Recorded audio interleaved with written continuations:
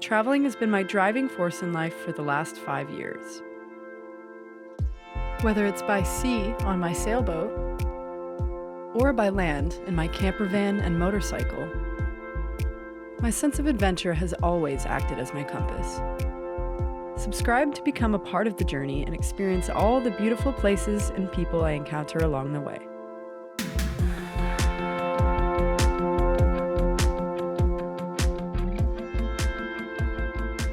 This video is sponsored by Ecoflow. I'll be sharing a little bit more about the Delta Max later on in the video, so stay tuned. We've got a pretty good weather window here, and right at the end of that is a kind of a big front that comes through and should be lasting for a while, so we don't want to get stuck here. So the last 3 days has just been nuts. So today is the big day that we're going to be getting off the dock. I've definitely been stressed and anxious. I don't feel as ready as I would like to. Sometimes the weather window is the kick in the pants that you need to go. So we're just doing up a few last little things, and one of the biggest things that I haven't done yet is put the new name on the boat. You guys probably remember last season seeing the old Mary M on there. When I registered the boat in the US, it was under Sea Gypsy. But then recently in the last couple months, I've had to re-register it as a Canadian vessel for international travel, and the name Sea Gypsy was already taken. So I had to come up with a new name that was available in the Canadian registry, which is now Gypsy Moon. So that's the new name of my boat, and we're gonna get it on here, and then we're getting off the dock.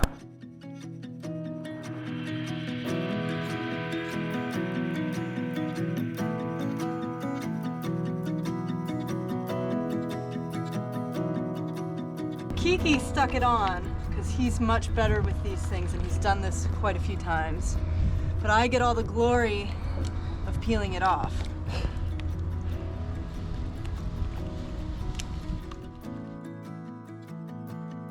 Okay, now I think we're ready.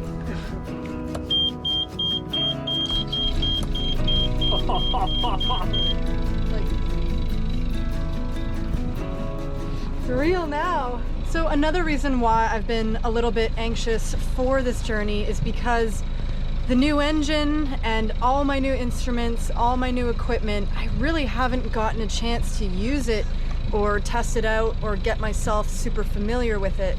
So it'll be nice to go down the ICW a little bit just to test things out, see how it runs for the next 5-6 hours, use all the new gear, and then I think I'll feel pretty good once we get ready to go offshore.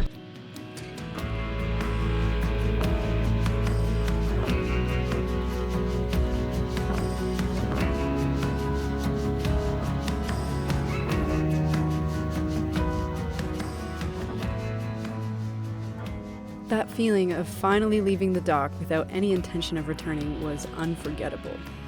After many, many months of hard work, repairs, and upgrades, and being stuck in Stuart, Florida for much longer than I anticipated, I was just a big ball of nerves and excitement to be setting out to sea again.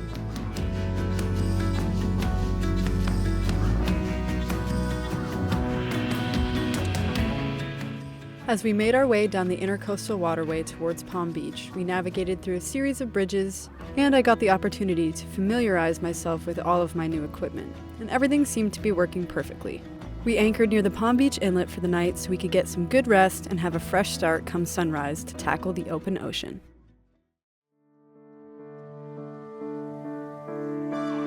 So today I'm going to be showing you guys the Ecoflow Delta Max. And so the Delta is a much smaller alternative to the Pro, but it's still larger than the original Delta. So it's great because it's portable, I can take it with me in the van, and you can actually expand the capacity of these by adding another one for a grand total of 6,048 watts, which is pretty crazy. But even just with a single one, you can actually charge an iPhone 12 up to 200 times. Ecoflow power stations charge faster than any other, with a variety of charging options. You can connect your solar as well as your regular AC power for dual charging.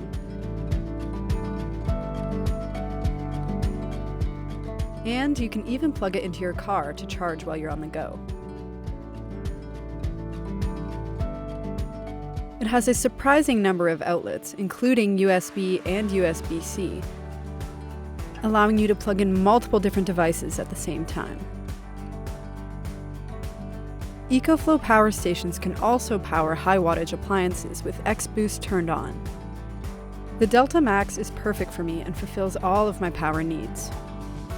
With the Ecoflow app, you can monitor charge levels, usage data, and more. Visit the link in the description to check out Ecoflow's wide variety of amazing products.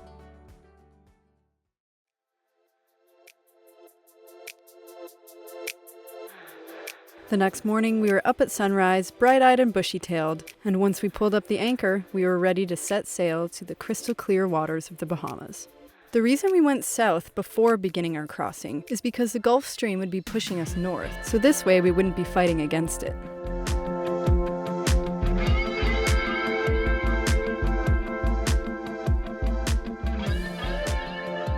As we left the inlet and made our way out into the open water, I felt like I was back in my element again.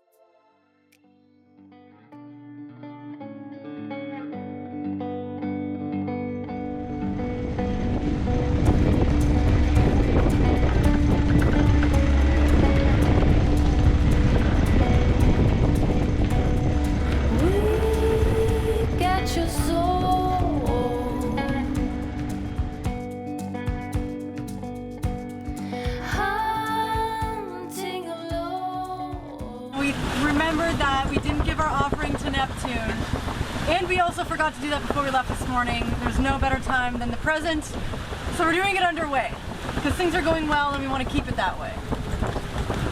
So it's time for the spiel for Neptune. We'll see how well I do at this. O mighty and great ruler of the seas and oceans, to whom all ships and we who venture upon your vast domain are required to pay homage, I implore you in your graciousness to expunge for all time from your records the recollection of the name Mary M., which has ceased to be an entity in your kingdom. As proof thereof, we submit this ingot, bearing her name, to be corrupted through your powers and forever be purged from the sea. In grateful acknowledgement of your munificence and dispensation, we offer these libations to your majesty and your court. Cheers, Neptune. Please keep us safe and hold Gypsy Moon close in your heart. This side. Woo! Here you go, Neptune. Hit the side and give him a little bit.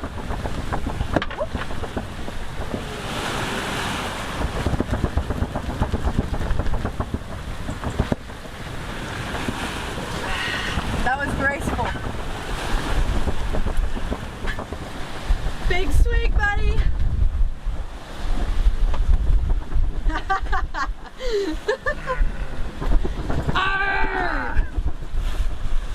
Delicious. Traveling from the deep forest into the sun. In war, there's never an option to run.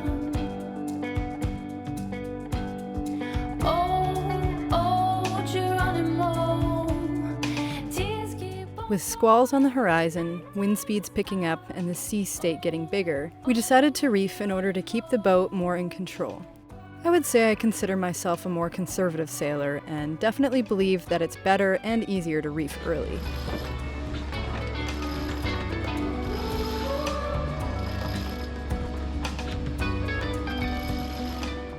which in this case proved to be the right move. The squall approached quickly and brought some showers with it, but luckily it left as quickly as it came. What's your soul?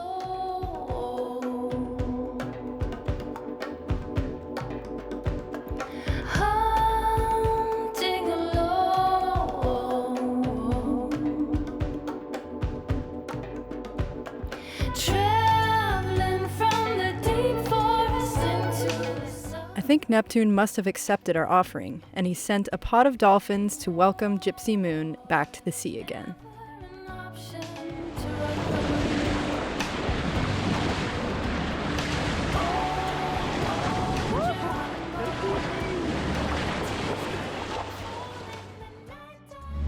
It's been little squalls off and on all day today, and we were just at a beautiful sunny patch with dolphins, and now it's raining again.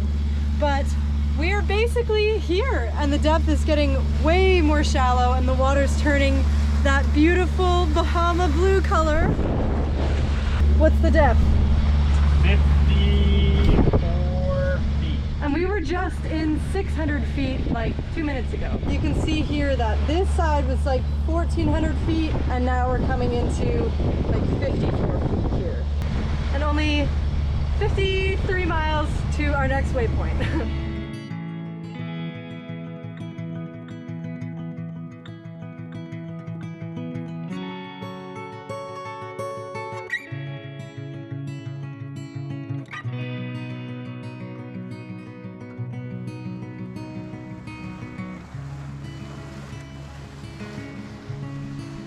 Once sunset came, there was virtually no wind, so we were forced to motor through the rest of the evening.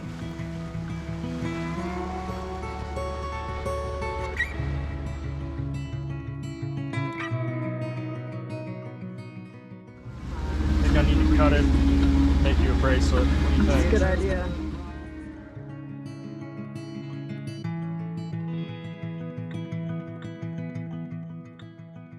After a short 3-hour sleep, I was up for my night watch.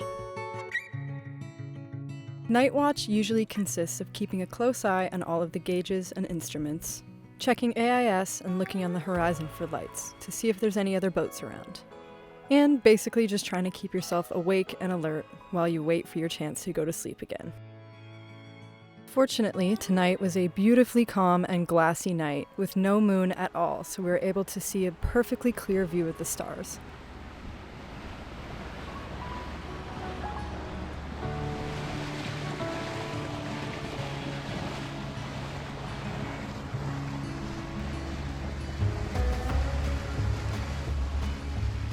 Then Kiki was up for his watch, and I got to close my eyes for 3 more hours of precious sleep.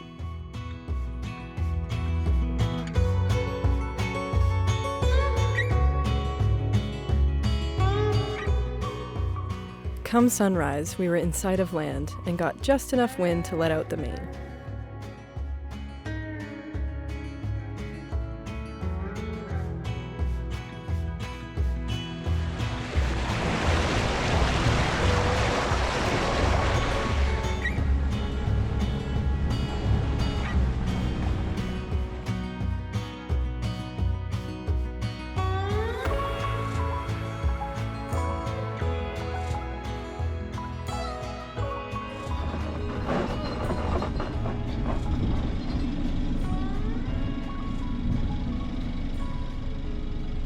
We made it! The stoke was high and we were itching to get off the boat and onto land. But first, we had to drop the dinghy in the water and go and clear into the country.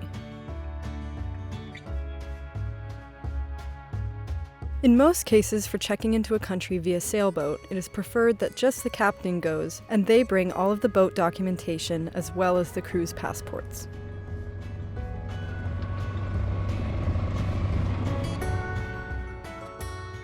This is officially the first new country I have sailed to on my own boat, and it feels really dang good. I'm a little nervous though. I've never checked in or done this whole process of, clearing into another country with your boat. But this is the customs office here. Gonna get our check-in clearance, and then we're good to go. All right, all is good. Passports are stamped. We've got our cruising permit.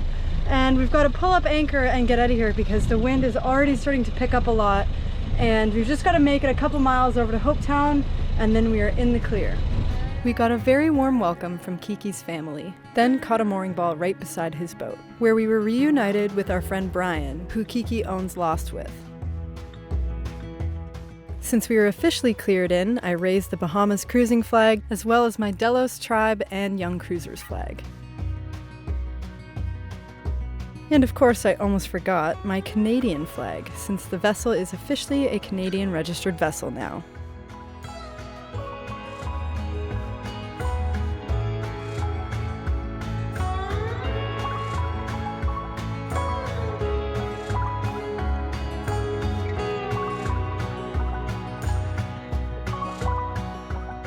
Words can hardly describe all the things I was feeling.